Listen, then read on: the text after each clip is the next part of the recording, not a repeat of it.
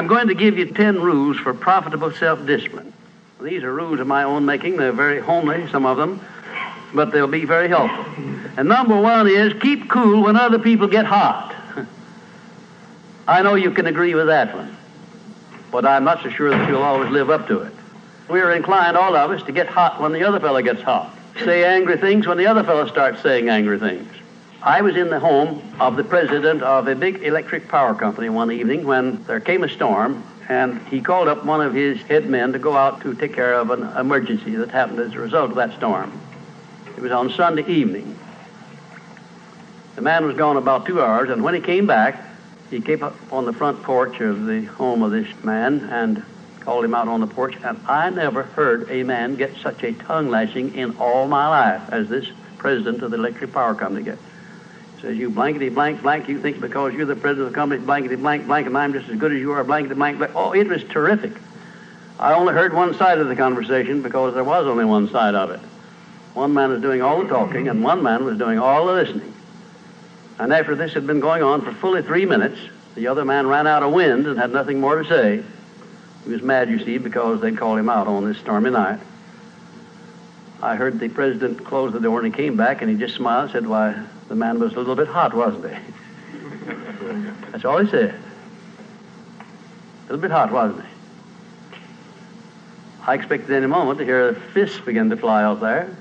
But you see, there was a man who had risen to great heights of achievement financially, and he had done it by self-discipline in every respect. And he didn't propose to allow a workman who had been temporarily unbalanced by his anger to throw him off balance and make him stoop to that level. He just didn't propose to have that done. And you'll notice when you get into an argument with anyone, and you're apt to if you don't watch yourself, that if you'll just remain silent while the other fellow's blowing off his top, he finally gets to the point where he's got no more top to blow off. Then if you want to get in a few words of your own, that's a mighty good place to do it. It's a mighty fine thing if the words that you get in are not the kind of the words you've been hearing. In other words, if you say something back kind in return, it's far better for the other fellow and far better for you. It shows you to be the bigger of the two persons. Now, anybody can get mad and blow his top because of what somebody does or says, and that's happening all the time. But the truly big man, the man who is in charge of himself, he doesn't allow anybody to draw him down to that level of a street brawl or of an argument in harsh words unless he wants to do it. And if he's truly a big man, he doesn't want to do it. Number two, remember there are 3 sides to all arguments. We ordinarily think there are 2 sides to all arguments, but they're not, the 3. There's your side, there's the other fellow's side, and then there's the right side, which is usually about in the middle of the 2 viewpoints. Remember that when you get into an argument with the other fellow. Don't assume that he's always at fault. Maybe you're partly at fault too. Maybe neither one is totally at fault. The chances are, in all of the arguments I've ever heard, both parties were partly to blame in one way or another. I have never yet heard an argument where one party entirely was to blame, although I suspect there are such arguments at times. Number 3, never give directives to a subordinate when you're angry. If the matter is urgent, then cool off quickly. Number 4, treat all people as nearly as possible as if they were rich relatives from whom you expected to be remembered in their will. Now that's a good one. That's a honey. That is a honey. If you just do that, treat all people as if they were rich relatives from whom you expected to inherit something at their death. And you can do that. You know, if you had a rich relative that had $1 million he was going to leave to you, or you suspected he was going to, it wouldn't make very much difference what he said or did. He would never throw you off balance. You'd never talk back to him, would you? Of course you wouldn't. You'd be quite silly if you did. Keeping quiet for $1 million seems to me to be a very easy price to pay. Number 5, look for the seed of an equivalent benefit in every unpleasant circumstance with which you meet, no matter what the unpleasant circumstance is. Make it a point to discipline yourself so that you look for that seed of an equivalent benefit, and you start looking in connection with the circumstance. Don't wait a week or two till you've all worked yourself up about it. Start right in where you stand. It'll lessen the blow. It'll lessen the hurt of the wound, whatever it happens to be, if you start looking for that seed of an equivalent benefit. And number 6, learn the almost forgotten art of asking questions and then listening to the answers instead of getting the other fellow told off. It gives you an awful lot of satisfaction when you're angry to get the other fellow told, doesn't it? And the temptation is very great to do that. I know, because I've been there many times. Don't do it. Be bigger than that. Listen to what the other fellow has to say, and then when somebody makes a statement that you're not sure about, learn to ask this one question. It's one of the most important questions in life. It'll serve more purposes than any other short question that I can think of. When somebody makes a statement that you're not sure about, or that you doubt, or that you question, ask a 4-word question. How do you know? And then wait for an answer and see him squirm. Oftentimes there is no answer. People make wild statements that they can't back up.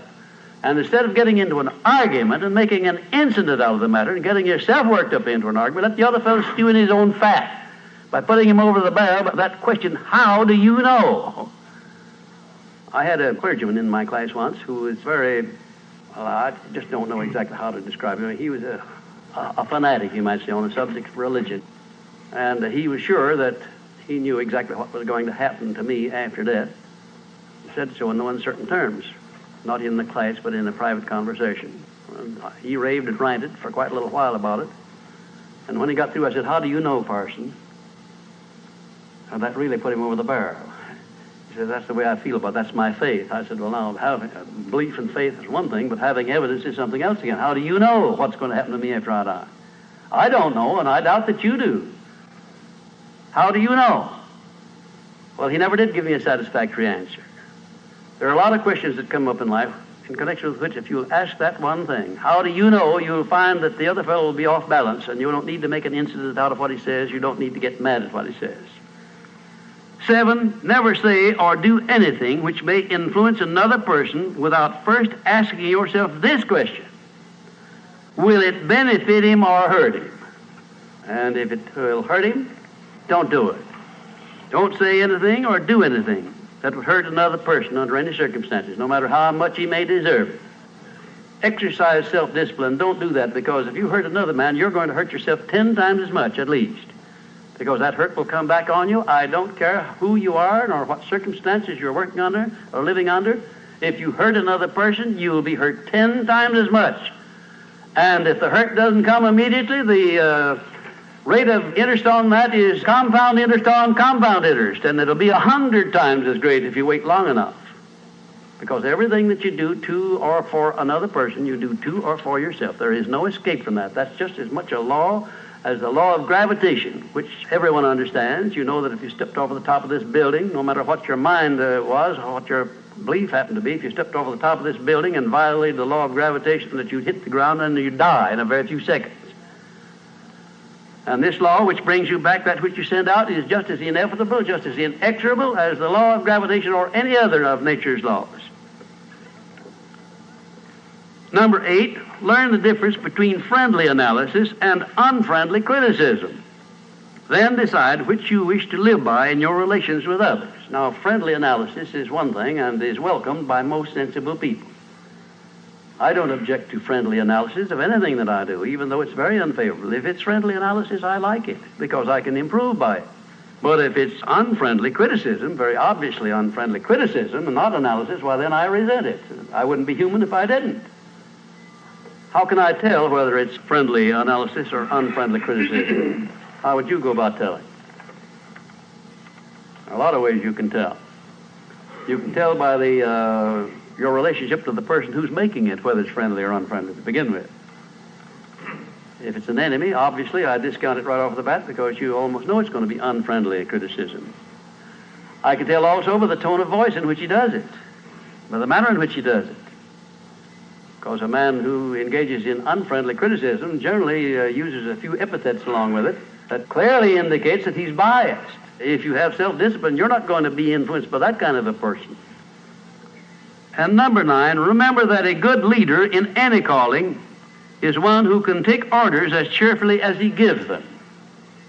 And number 10, last but not least, remember that tolerance in human relations is just as important as tolerance in the operation of mechanics.